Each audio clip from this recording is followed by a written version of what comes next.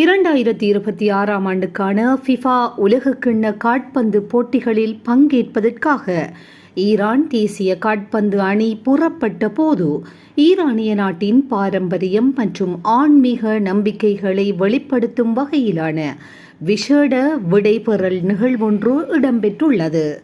விமான நிலையத்திலிருந்து புறப்படுவதற்கு முன்னதாக ஈரான் அணியின் வீரர்கள் மற்றும் அதிகாரிகள் அனைவரும் ஒன்றிணைந்து புனித குர்ஆனை முத்தமிட்டு தங்களது பாதுகாப்பான பயணம் மற்றும் வெற்றிக்காக கூட்டு பிரார்த்தனைகளில் ஈடுபட்ட உணர்ச்சி பூர்வமான காட்சிகள் வெளியாகியுள்ளன.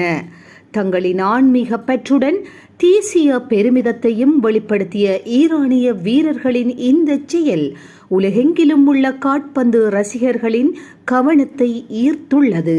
இதுபோன்ற செய்திகளை உடனுக்குடன் துல்லியமாக நீங்கள் அறிந்து கொள்ள கல்ஃப் நியூஸின் தமிழினை சப்ஸ்கிரைப் செய்வதனூடாக அறிந்து கொள்ள முடியும்.